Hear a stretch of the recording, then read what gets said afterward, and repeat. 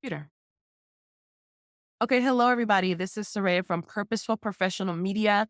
Today we have a special guest and a special interview. I have my first ever book author on the podcast. So this is very, very exciting. This is exciting for you all. This is exciting for me. This is exciting for us. I want to introduce a woman who is a scholar. She is a social entrepreneur. She is a author and a speaker and an advocate, most importantly, for women, an advocate for women in Iran and Afghani women, as well as an advocate in general for women's rights across the world. So I really am excited to introduce her. So Fariba, introduce yourself to the people on the podcast. Thank you, Soraya, for this invitation. I'm honored to be a guest in your podcast. So you're releasing a new book. Please tell us about your book, what inspired you to write it, and like how you hope it will further your cause of advocating for Iranian and Afghan women. Yeah. Okay. My book is under production and it will come out to be published on Amazon in a few weeks. The title of book is Fighting for Change in Iran, the Women Life Freedom Philosophy Against Political Islam. So what is I had it's so many years I wanted to write a book and when I did my PhD. So my PhD became a book, but it was so academic and it was research about political Islam, how Islam became an ideology.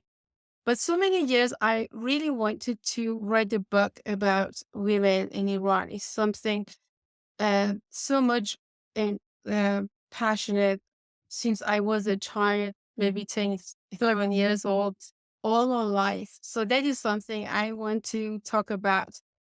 But what is really push and inspire me and then say now is the time to write the book is after the uprising in Iran, the women life freedom, we call it movement or revolution. After a young Kurdish woman, Mahsa Amini, was killed because some of little of her hair it was showing. Uh, she didn't follow the Islamic dress code, and it caused a movement, a women's movement in Iran. That thousands of women came on the street and take their hair scarves, they burn it, they cut their hair, and more than 600 people were killed on the streets. We know about maybe 40,000 have been arrested, and it's still moving. And I talk with so many Iranian women who are involved this movement. And this women life freedom is a philosophy. It's not a just slogan. And so I did research. What does it mean when you say women life freedom? Mhm. And I guess the current Islamic ideology that it is right now under the Islamic Republic of Iran. So that is the inspiration or motivation to write the book, to be the voice of millions of Iranian women who want to make a change. They don't want to live under this discrimination and violence. They want a democratic, secular uh, political system that they respect their rights and they have we can have a gender equality and freedom, and they have ordinary life. You need this or normal life. They can educate themselves. They can have a job. They can have a family. They can choose their husband, or they can choose how many children they want.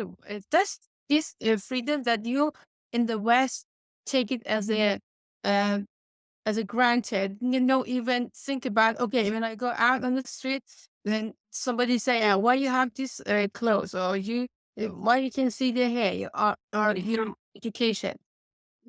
So many things you take it for granted, and that is something that is not exist in countries like Iran or Afghanistan. That is the voice.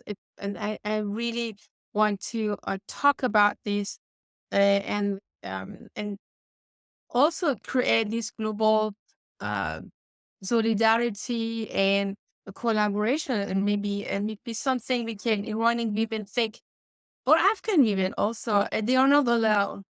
There are women, other women organizations, there are women other place on the other side of the world that they understand them, they know what is going on, and they want to support them. That will be a huge for me if I can give this message to some of people in the West. Yeah. Okay. That's an amazing thing because I think we don't know that much about the Middle East. I mean, of course, we do see the headlines. We currently see what's happening right now, in Israel and Palestine. But I think a lot of people don't understand the depth of what's going on in the entire Middle East, Iran, Afghanistan. We don't really get that much exposure because from a Westernized perspective, we're constantly hearing about two nations. So I think you're also shedding light on the fact that, hey, this is happening. I never forgot I was in San Francisco, and we went to a presentation, kind of like a street art presentation.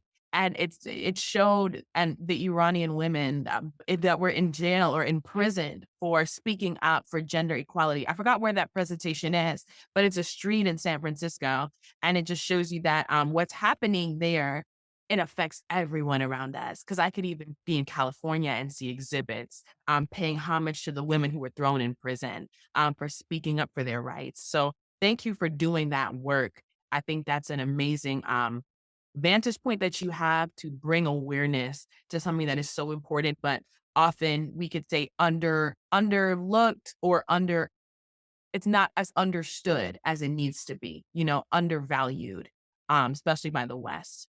So my next question for you is like, what is one takeaway from the book that you want every reader to leave with? Yeah, that's as I explained about, first of all, they understand the roots of if you think of it generally, all the culture we have, beliefs, they have an origin, they have some roots. And they if they understand, if you want something you want to change, you have to understand what it comes from. When you think in Iranian case, we have Islam in Iran is not just only religion; it's a political ideology, and they have some laws. For example, if you a woman do not have wearing the Islamic hijab, according to law, she will be arrested and sent to prison. And we have cases they got 24 years in prison because of have not having hijab before for some years ago. And then now we know we can have been witness for killing women because of that. It's you think what is kind of religion it is and why it is became like that. So what I have did research when I did my PhD to understand these the relationship between politics, between laws and religion. In this case, it was Islam. What is my conclusion is the only way you can have a democratic um, system is the separation between religion and the government and the state or the laws. So that's is secular. So people can have religious beliefs, they can have their own ideas, but it should not be part of the government, so part of the laws. And that's the problem with Iranian case. So they understand what's happening in Iran and how we enter it. Because before 1979, in Iran was a monarchy. It was not so religious. And people can have religious beliefs, but many people maybe, yeah, they have been Muslim, but it was not like after the Islamic Revolution with Ayatollah Khomeini that we got power in 1979. So Islam became a political ideology. They want to export this ideology to all the region and have the power, and then minimize uh, the power of USA, so became so much anti-American, and they want to destroy Israel and then establish Palestine. So that's their their vision. So in this book, you understand this ideology, and this movement is exactly the contrasting this the idea of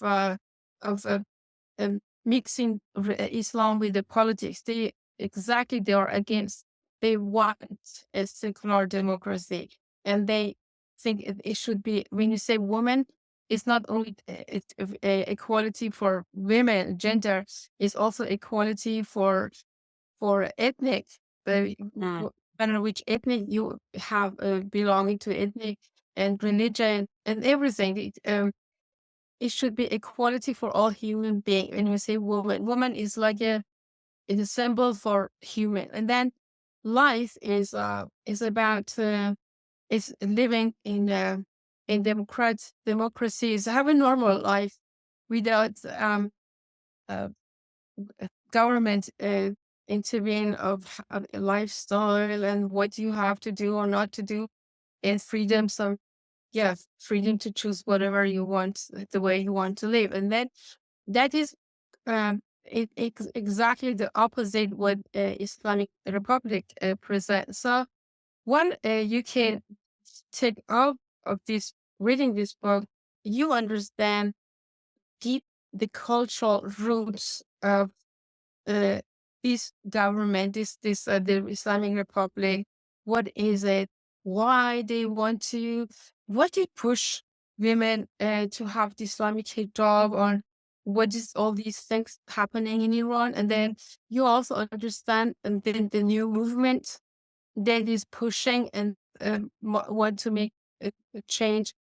But also, you can um, think about other places, not only in Iran, in Afghanistan, or other Islamic country. Maybe when women want to make change, what are the challenges they have, they facing, the challenges they face to make the change. And I think no matter what you have to make a change, you have to understand what is the problem. You have to need to the roots of the problems, when they started, how they developed.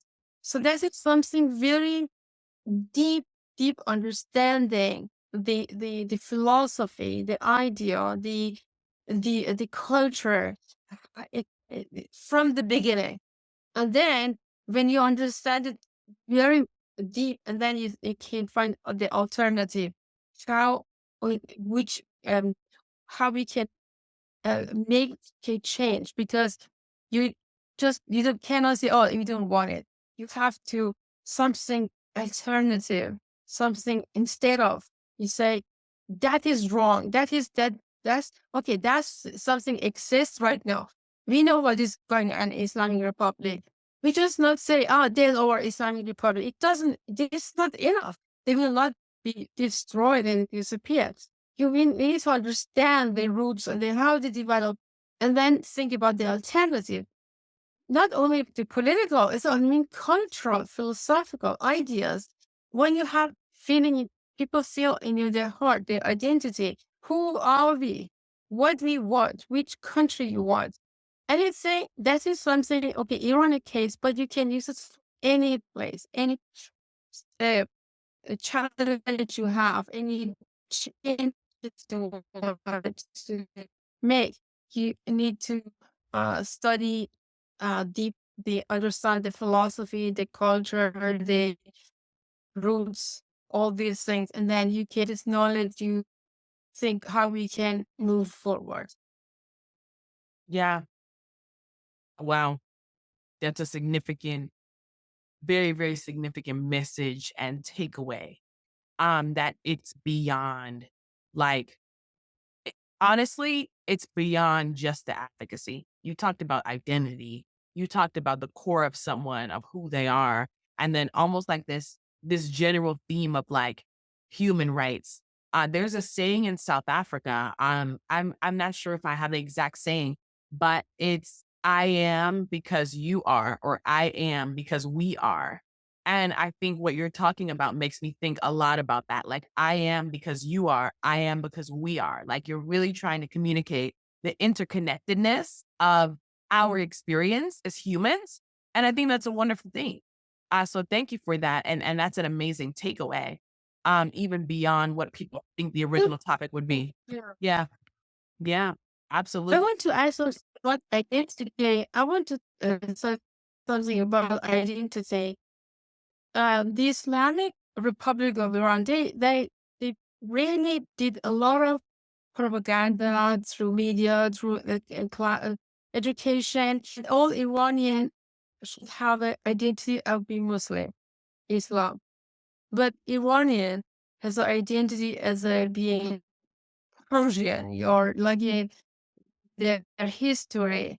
They have Iran is one of the oldest civilization in the world, and Iran, the old Persian Empire, Iran has existed for the last 11,000 years. Hmm. We have some places, some they say this, some maybe cities as big, and they have different people who lived in Iran. The last one, so some is very known as a Persian Empire, and they had a very advanced civilization until the attack with Arabs, and then we have the Iranian history go through many ups and downs. So Iranian are very proud of their old civilization, and there are so much literature, poetry. There's so much. It's a very rich uh, civilization and culture, and just reduce it to one religion. That's not just Iranian will not accept it because Iranian or not are Muslim. They are the Islamic Republic wants people to be like a Shia Muslim, but they have a Sunni Muslim. They are Christian. They are Zoroastrian. They are Baha'i. They are Jews. They are spiritual. Actually, they made a at the university in Holland make research about the Iranian uh, beliefs in 2020. That is very, I was surprised that see only 35% of Iranians felt really felt them or identified themselves as a Muslim. That means a majority of Iranians are not Muslim. So Iran is not a Muslim country, Islamic country, and they're spiritual. Even a new religion or Buddhism has influence in Iran. So that is it's a like a rainbow. It's so many different ideas, and there are so many different identities, and people can identify with their ethnic or their history or other things, and just push it. Every Iranian should be Islamic. That doesn't work. It doesn't work. So it should be a freedom to any person, any citizen. I think that, again, if talk of generally, they have the freedom to identify themselves whatever they want. If it's a religion, if they're ethnic, if they're gender, what is it? So that's maybe it's good for them.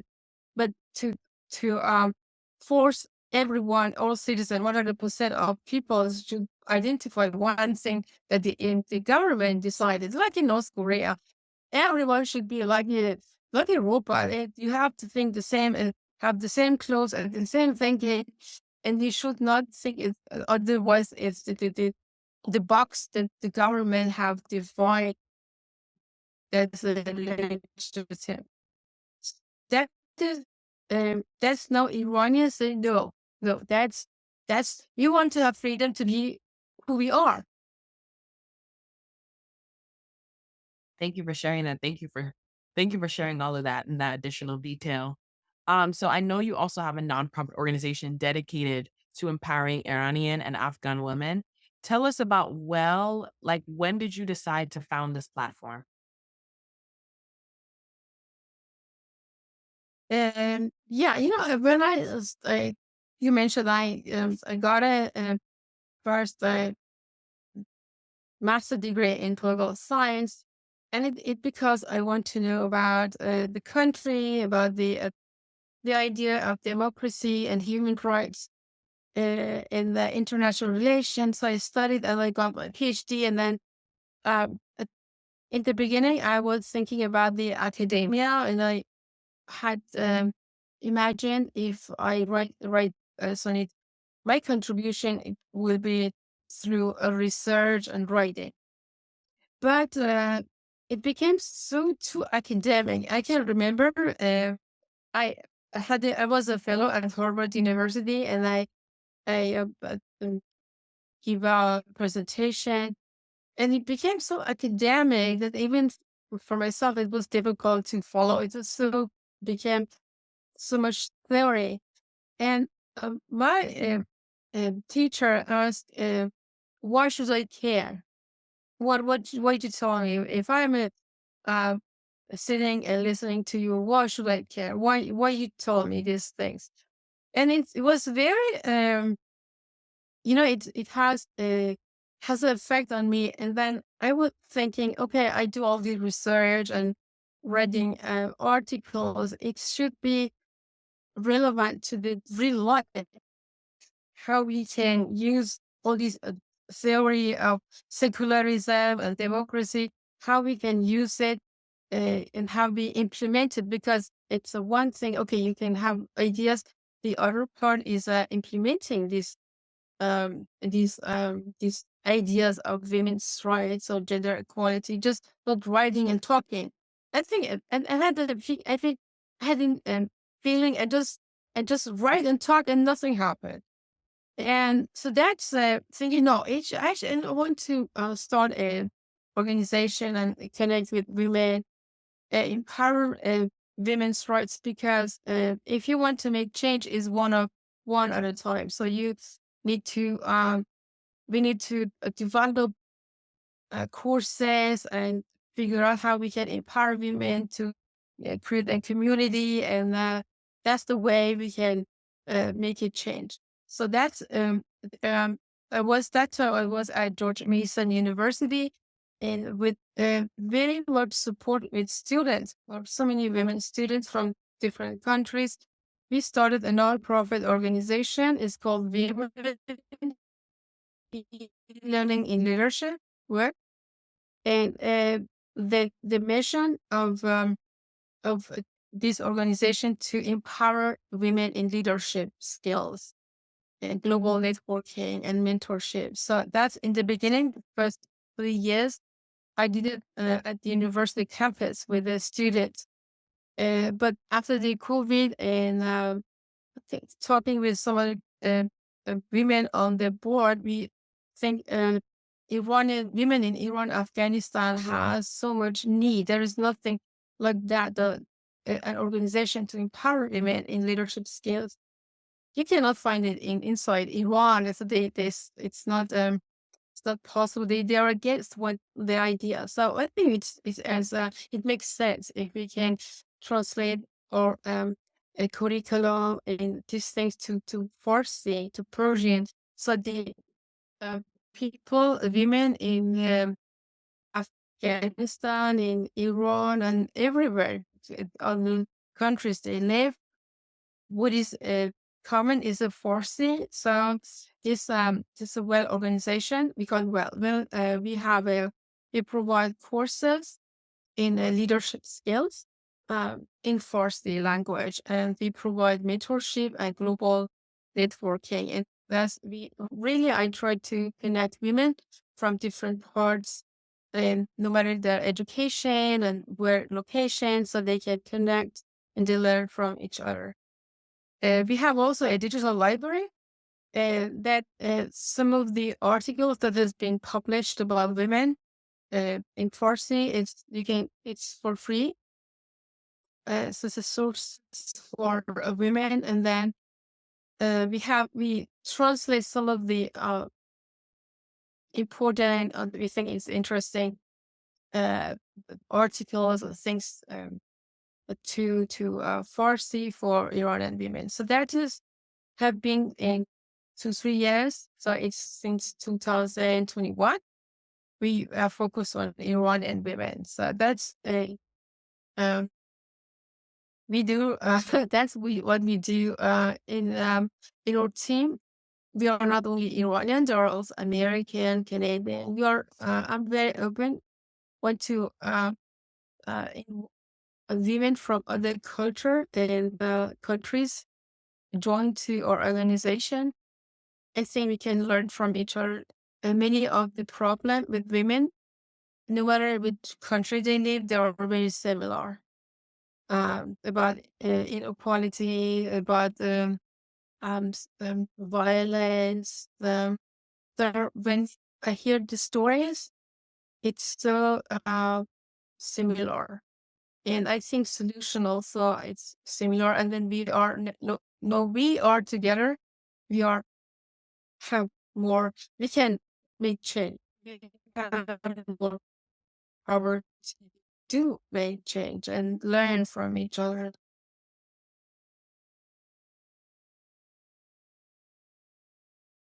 I was I cannot unmuted. hear you. My You bad.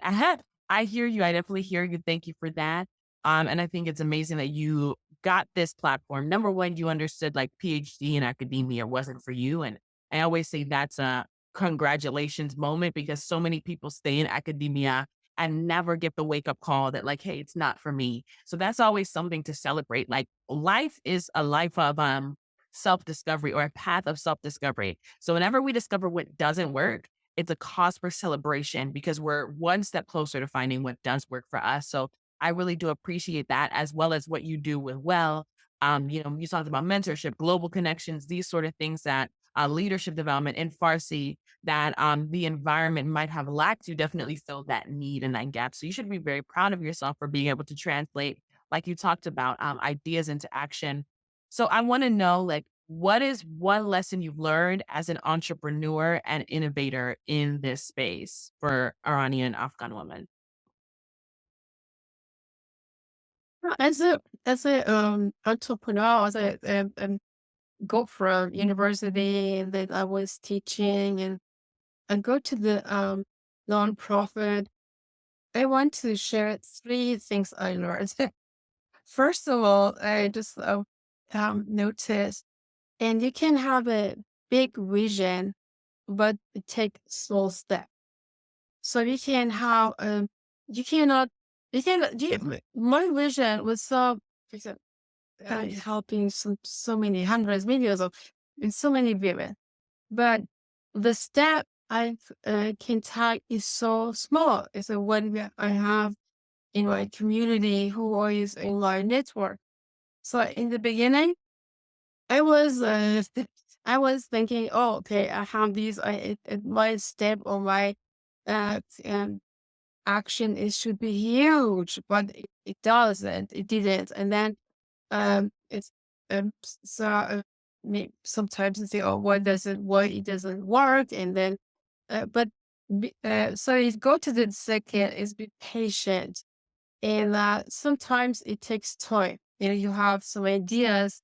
It's like you seed make a putting seed, and it takes time to connect, to understand, to figure out, to do research. It doesn't make it. We can have a plan of action or a plan, and they say, and January I do this, and the March and they do, and then you can have a plan. But um, if you're very attached to the plan, and they say, oh, it didn't work, that also you can learn to be patient because something takes more time.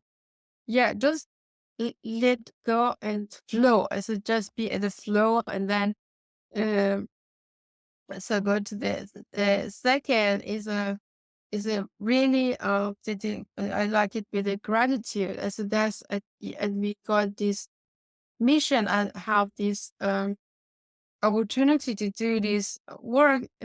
So be great, very grateful, and then value it in our team much more than um, project or task. Because when you as a person you just started, and we really much focus on the task and that's we should do this and that. But I think you need value your team member much more than what should have been done. Is connected, uh, and have a very trusting and friendship. That's you can make a moves one day. You can't not have a progress in a country and in your project if you don't have a this friendship. Yeah, I agree. I think there has to be a balance between the task and the relationships. And also somebody said something that I love, and it's that the vision is not birthed by a person, but excuse me, the vision is birthed by a person, but carried by a people. So what that means is that even if you do have the vision is birthed by the person, right?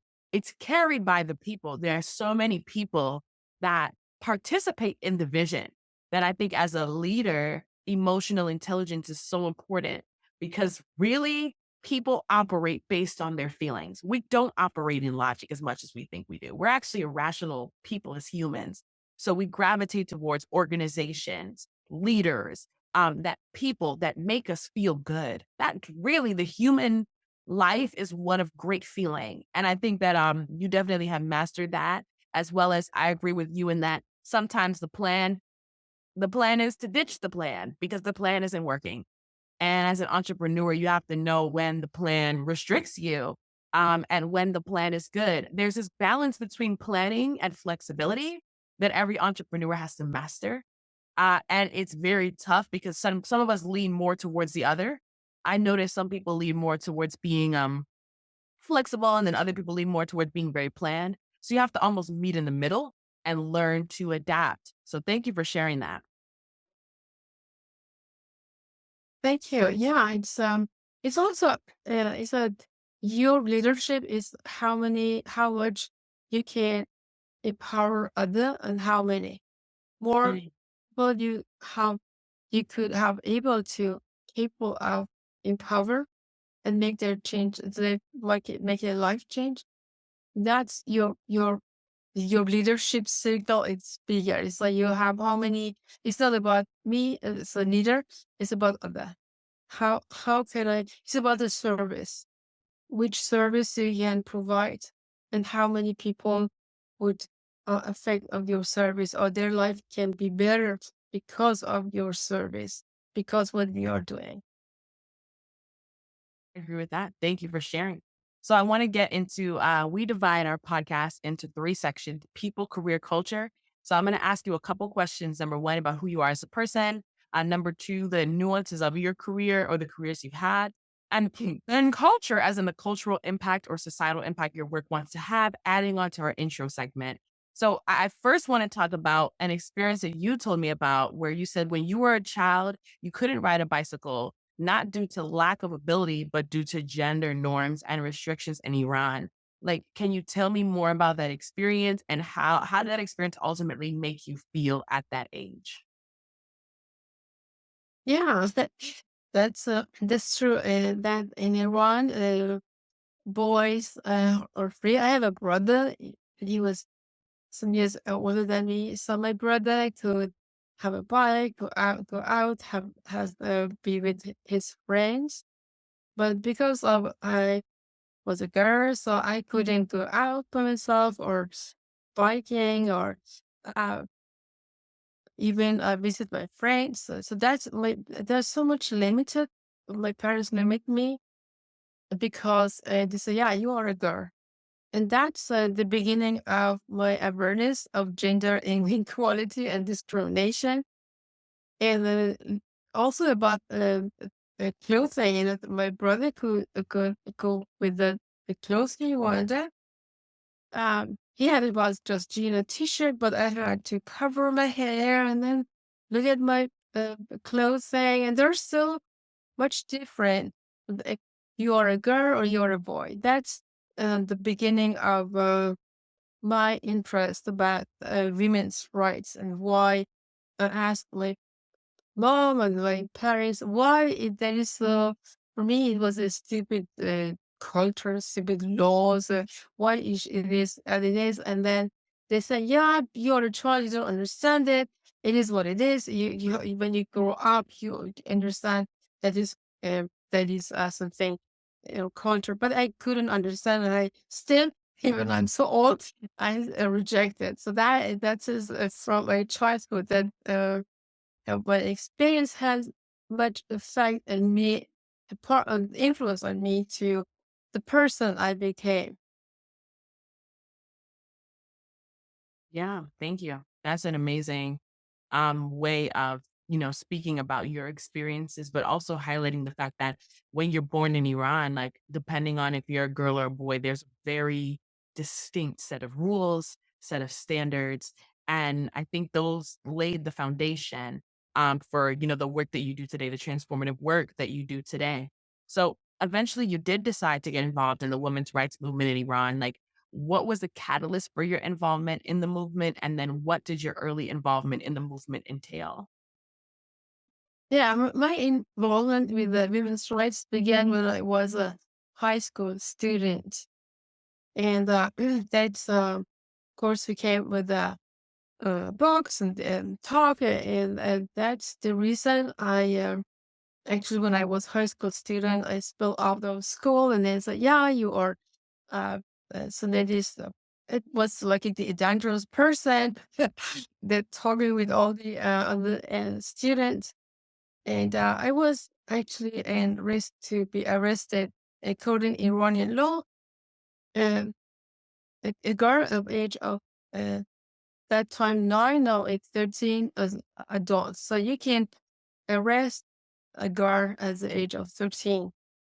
She can also get married or get children. So that was very so it was like an adult even I was 15, 16 years old. And that's the reason I left Iran. So my parents had worries for me. They knew that I was that person that it would not be quiet.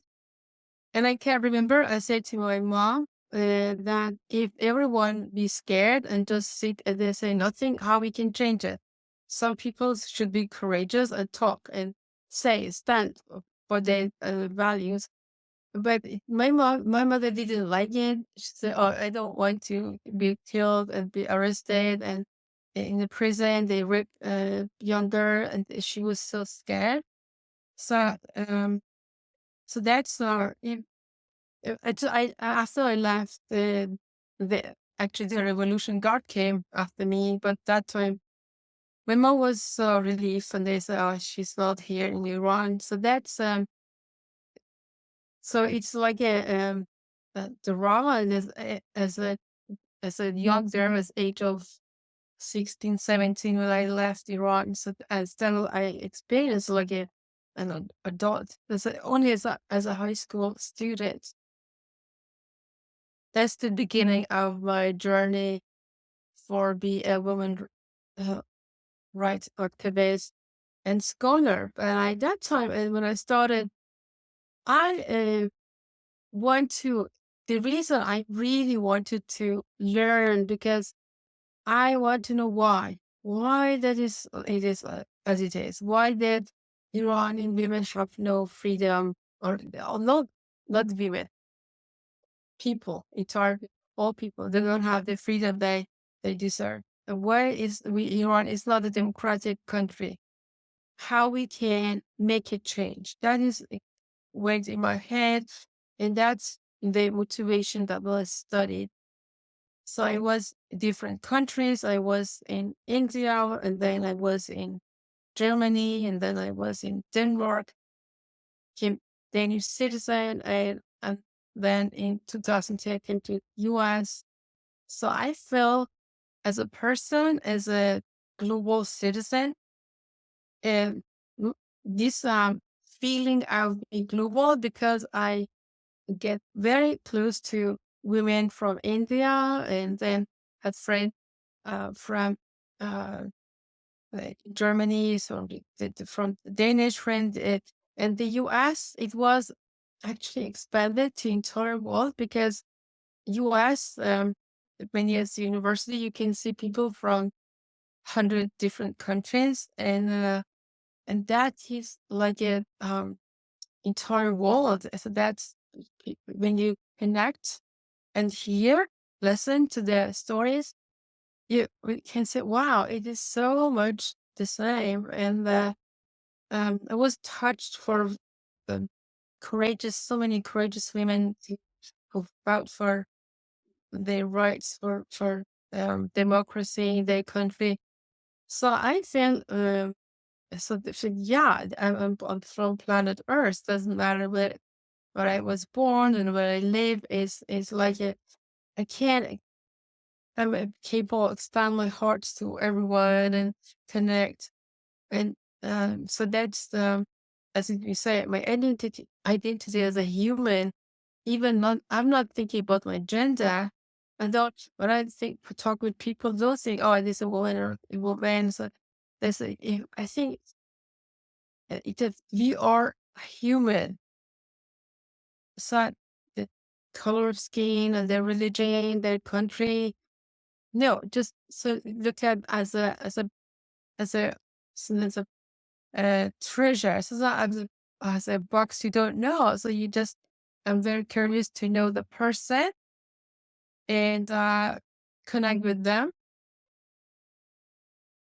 So I just wait about your question. It's we go to the identity. Or okay, what can you say your question again? What was the question? So, what did your early involvement in the movements entail? Like, what are some things that you did, tangibly in the women's rights movement in Iran? Oh, that's it. So I actually explained that I left Iran very early, but Okay. after I left, so in Denmark, I started a Danish Iranian women club. So there was a working together, and while I was student at university, I became active in many other Danish organizations. I was elected some of the major non-profit organization in the at the board of directors. So I was so young, but um, people think I can represent the another voice of women from Middle East, and much encouraged to become part of these organizations. So the Danish. For example, UN um, Institute uh, for Peace. No, there was in UN and the other organization, National Women Council, and uh, democracy organization. So I was involved so many nonprofit organization and learned how how they work and the organization, the methodology, and then their way of life. And that was so interesting for me. Just I learned so much in that the years I lived in Denmark. You so much for speaking about that. I agree. Thank you, thank you, thank you. So I want to know, like, as a global citizen, how does living in different countries and geographies, we could say Denmark, Iran, I believe you also told me that you lived in India and Germany. Like, how did living in these different countries and geographies inform the work you do today? So the first country I was after Iran, it was India. And in India, I passed some street, and you can see on the one side it was a church, the other side is a Buddhist temple, and then a little later is a mosque, and then so many other, I think, thousands of different religions that I have never heard in my life. It gave me really it's so impressive, and so many people with so many different religion, they can live in the same street. They just pass, and some people, women just cover their faces very Muslim, and then Hindu, just they show their stomach, that their clothing was different. They were different. I was say, wow, that is so diverse, and there's so many religions, and I the way I influenced me to be very tolerate to so many different religions. I don't ask.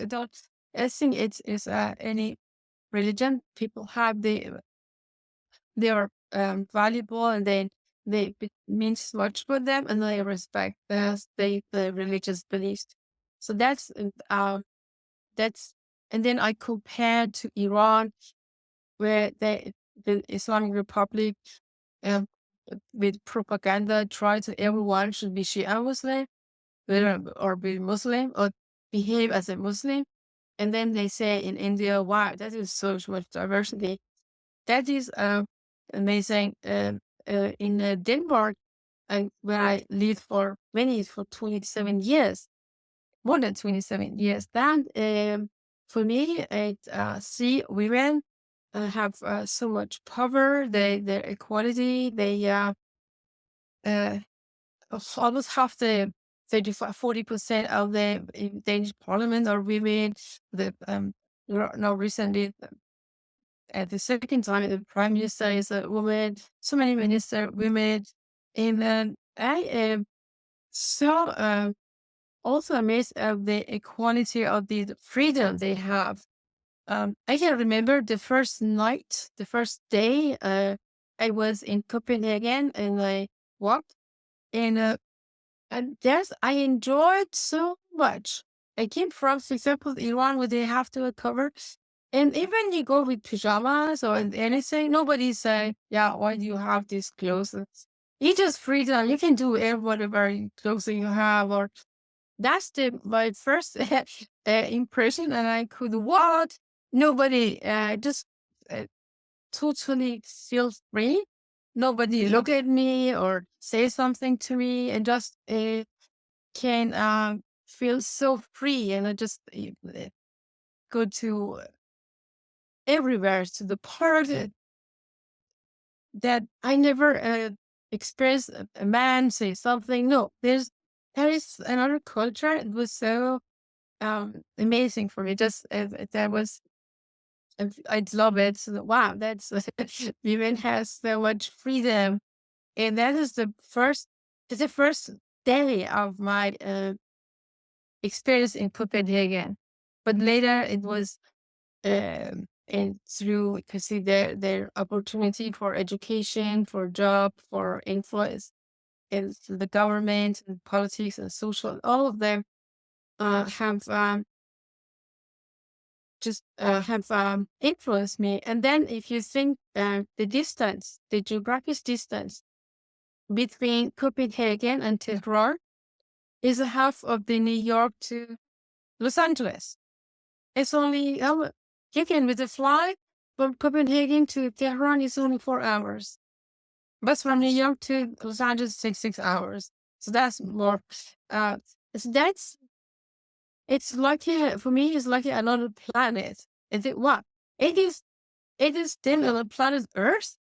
It goes some thousand, maybe 4,000 miles, and then you experience completely different universe. So that's so different. And say, okay, if it's possible, you're human, it's possible. Why not? Why we cannot create such a society that women has the same freedom? Why not? We are not less intelligent. We are very Iranian women or Iranian are very smart, and of course we can have it. We can have this opportunity, this wealth. We can do it. And especially when you see it, you see your eyes, wow, that is so much. And then also come to US, so much wealth and there's so much opportunities. Of course, we can do it. What? There is no reason that people should be in poverty and have discrimination, violence. No, that's if people say no, we don't want it. We don't want to change. It will be changed. We can, we can in future. We will see the change. Thank you so much. Thank you so much for speaking that. I want to know like what you see for yourself in your future because you've spoken a lot at length about your story, the work that you've done in different contexts, what you've learned in different geographies. You've done an excellent job building well, steering its success, you know, writing and now releasing the book, doing so much, we could say gender advocacy work at different levels. What's next for you? And like, what are some long-term goals that you have in store for your future? Oh, one of my dream is Iran become a free country. And I right now there is a hope. It's not only me. I think millions of Iranian they um see even we are we are waiting a war. It can be a war between Israel maybe attack Iran. But people say in the end of the dark tunnel is a light. And we very hopeful that it will be changed. And in future, I really um, s- hope that we will, and not very long, that we can be witness the change, and that the regime change, and we can Iran become a democratic country. And if the case, so I really want to the World Organization has its chapter in Iran. And that's the way we can connect faster with so many women, and we can develop these courses. It can be online, can be offline, and it creates many opportunities for women inside Iran. And imagine we can educate, empower women, and to be member of the parliament, be member of the city council, and be active in the politics, empower women to be entrepreneur, be economic independent, start their own company, and they start their own organization. There are so many ideas in my head, and I said, "Wow, we can do so much." And I'm not about Afghanistan. It's not my country, but I hope we can have some influence. Some Afghan women get benefit of these sources of things we can provide to women in Iran. Um, and then connect with because our main office is in here in Virginia. That's connect also women in the US or global to women in Iran. So that's the global sisterhood that we talk about. We can create it that, for example, you and many other women who want to travel to Iran easily without any concern, and they can have the possible without in thinking, be arrested, hostage, blah. So for free, can feel free and get into trouble. And then see the culture, and then that's connection. I think peace we is possible when we understand each other. We understand our culture. We know what if there are conflicts, we're so much civilized, so you can listen and understand, have empathy, and then we can solve the problem with civilized way. That is my vision for future human, that we don't go war, that we can yeah, we can figure out, we can like it, two person, if they are disagree, they fight, or just as a civilized people, they just say, okay, what's the problem? What is the solution from both parts? You have to, both parts should be very civilized, understand, have empathy, listen. So, but things I for example, training as a uh, knowing yourself, knowing ourselves, values, active listening, compassion, empathy, all of them are the part of creating a democratic, um, free society or a country and peace. They are just like elements. It's not that you cannot just isolate this as active listening. Active listening is a part of a democracy, because you can't how can you have a democracy without listening and understanding the other parts. um that is my long maybe it's not even in my lifetime, it's I'm not sure how long I can do it, but I hope that next generation can continue with this vision that empower women uh, and create a better world that we can in the better world for all. Thank you so much, Fariba. I enjoy this conversation. Thank you for sharing yourself with our guests and sharing your story. All the best to your book. We will tag the book in the description box for anyone that wants to buy, and also for anyone who wants to be involved in well or follow you all on social media. We will also provide the socials. Thank you, Fariba. I really appreciate this conversation. I'm inspired by you. I want to tell you to keep going, right? Everything you do, keep going, because you're making a difference. You're making those waves. You're in the midst of it all, and you're there, and you're making a change. So thank you so much. I appreciate it. All right. Yeah. Yeah.